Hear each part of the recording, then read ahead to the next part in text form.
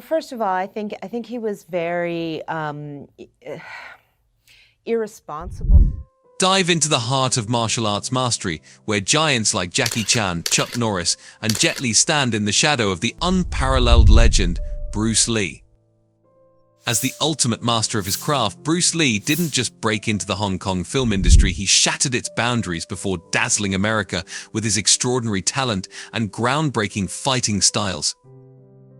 In recent heartfelt disclosures, Shannon Lee has peeled back the layers on her father's legendary life, offering insights that cast new light on the man behind the myth. However, behind the veil of his success and fame lies a terrifying story. Bruce Lee's daughter finally confirms what we already knew.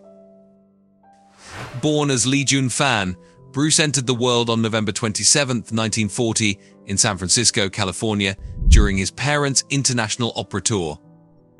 His father, Lee Hoi-chuen, a renowned Cantonese opera singer based in Hong Kong, and his mother, Grace Ho, a woman of Eurasian ancestry born in Shanghai, bestowed upon the young Lee a rich cultural heritage. At the tender age of 4 months, Bruce found himself back in Hong Kong as the Lee family returned home. Little did they know, the coming years would bring unexpected challenges. Amidst the turmoil of World War II, Japan launched a surprise attack on Hong Kong in December 1941, subjecting the city to its rule for the next 4 years. This period marked a trying time for the Lee family, shaping young Bruce's character in the crucible of adversity. Imagine a world where the spotlight follows you from infancy. Well, that's the story of Bruce Lee, whose journey began in the enchanting world of cinema. Born to the illustrious Lee Hoi-chuen, a Cantonese opera star, Bruce made his debut in Golden Gate Girl. As a baby, earning the nickname Lee the Little Dragon due to his zodiac sign. The filmography journey kicked off at just 9, co-starring with his father in The Kid and swiftly notching up 20 films by 18. Starting young? Talk about an understatement. His academic ventures weren't without a twist. From Tak Sun School to a stint at St. Francis Xavier's College, where boxing and a touch of mischief filled the curriculum, Bruce found himself on a path destined for martial arts greatness. Enter IP Man, a legendary figure, and here begins the not-so-smooth part of the tale. Despite initial resistance due to Lee's mixed ancestry, a friend's intervention got him into IP Man's school, delving into the world of Wing Chun Kung Fu. But not all students welcomed him, reflecting the sentiments of the time. Bruce's resilience stood out as he continued training privately, undeterred. Fast forward to Bruce's teenage years, where the streets buzzed with the intensity of his fights, facing off against the son of a triad family. Picture rooftop confrontations, unfair punches, knocked out teeth, and police involvement, a drama unfolding in every brawl. In 1958, rival school challenges intensified, leading to a rooftop clash that left a mark. Bruce's mother intervened, steering him toward the US. At 18, can you feel the stakes rising? Upon arriving in the US, Bruce faced the challenges of a new country, balancing education and work. Now, let's delve into the emotional current. Driven by his passion, he began teaching Junfan Gung Fu in 1959, marking the birth of a dream at the Lee Junfan Gung Fu Institute. Completing high school and obtaining a diploma in 1961, Bruce pursued dramatic arts, philosophy, and psychology at the University of Washington. By 1964, he dropped out, co-founding a martial arts studio in Oakland with James Yim Lee. The plot thickened in 1964 with a controversial match against Wong Jackman, sparking debates on Bruce's teaching philosophy. The swinging 60s, where Bruce Lee emerges from the shadows to grace American television screens. From 1966 to 1967, he's the focal point as Kato in the Green Hornet, smashing stereotypes and showcasing Asian martial arts brilliance. But behind the scenes, it's no walk in the park. The director wants Lee to throw American-style punches, but Bruce says no way, his moves are so fast they need a slow-mo button. Enter Jean LaBelle, a martial arts mate. These two hit it off, setting the stage for something epic. The showdown with Wong Jackman? More than a fight, it's an awakening. Bruce realizes he's got untapped potential. So he cooks up a new recipe for success: practicality, flexibility, speed, efficiency. Hollywood can't resist the legend. In 1969, Bruce teams up for the silent flute. Fast forward to 1978, and we get Circle of Iron born from the same script. But Bruce isn't just about the silver screen. In '69, he's making waves in Marlowe and giving karate advice in The Wrecking Crew. TV gets a taste too, with appearances in Here Come the Brides and Blondie, and in 1970, he spices things up by choreographing fights for I'll Walk in the Spring Rain.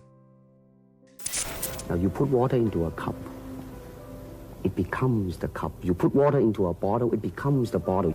Be water, my friend. In 1971, Bruce electrifies audiences in Longstreet, seamlessly infusing his philosophy. Bursting with ideas, he pitches The Warrior, but Paramount and Warner Brothers have different visions, leaving Bruce in dismay. Despite the facelift, the revamped concept emerges as Kung Fu, denying him credit. The blame game begins, some citing Lee's accent, others his ethnicity. Instead, David Carradine lands the role. Lee, pragmatic as ever, returns to Hong Kong, creating stellar films, starring in hits like The Big Boss and Fist of Fury.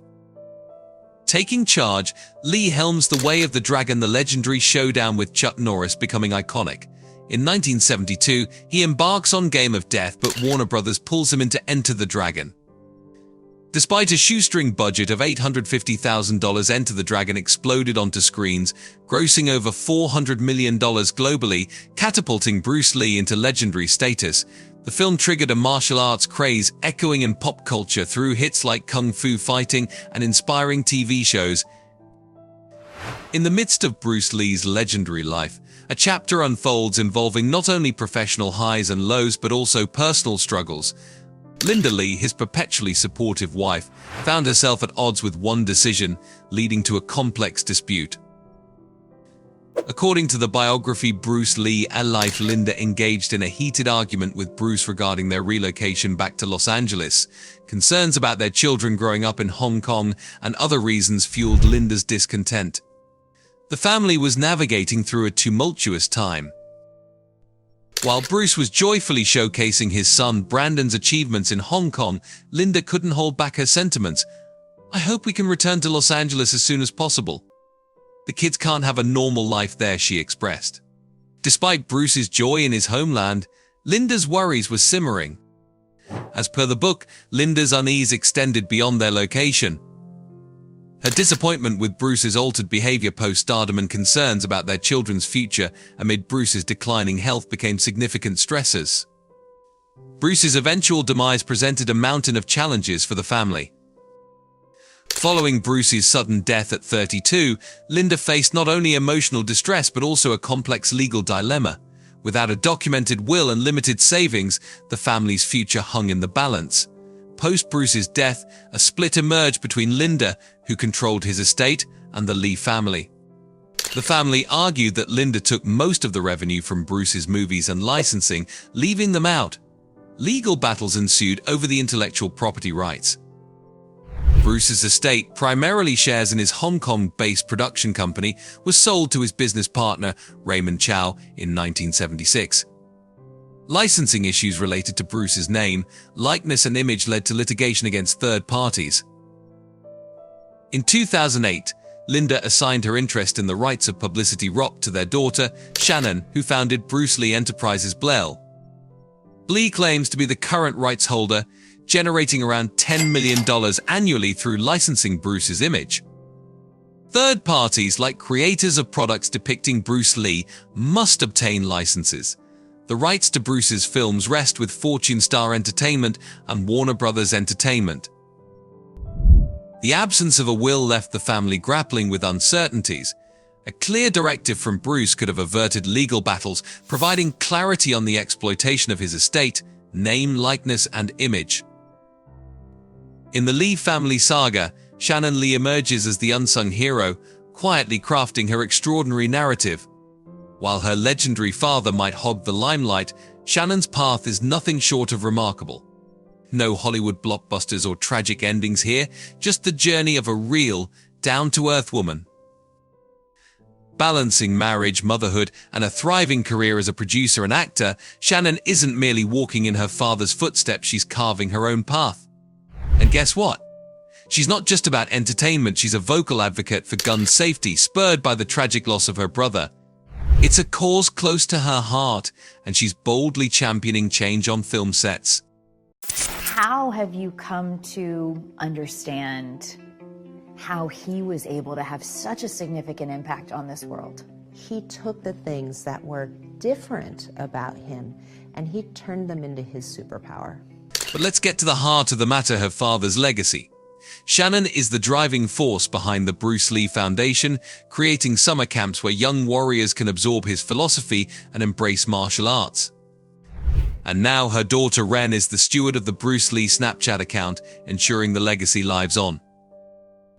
It wasn't always smooth sailing. Initially hesitant to dive into her father's martial arts realm, Shannon's journey was poignant. Hollywood posed challenges, especially after her brother's passing. But then came a revelation, a story her father had envisioned. With Justin Lin's help, Warrior became a reality, offering gripping storytelling on Max. Ever wondered what Shannon thinks? Despite few memories of her father, she feels his energy, treasuring those fleeting moments. On the official Warrior podcast, she delves into his legacy, recognizing Bruce Lee's enduring impact. His principles of self-actualization and personal growth still resonate deeply. How do you describe the challenges he faced when he first came to Hollywood, after having success as a younger actor? It was very challenging because there were not Chinese leading men in Hollywood, and many of the roles were very stereotyped, and he refused to take roles that he felt were not doing justice to his culture. And it was very hard for him to break. But hold on, there's an awful truth that Shannon wants the world to know. Hollywood often gets it wrong, and she's not afraid to call it out. Once upon a time in Hollywood portrayed her father as an insensitive alpha male, a hyper-competitive figure. But you know what? The reality was far from that. Bruce Lee was more than just physical strength. He aimed to challenge stereotypes, leaving a legacy that goes beyond beating up baddies on the screen. What's your favorite memory of Bruce Lee? Share it with us in the comments below.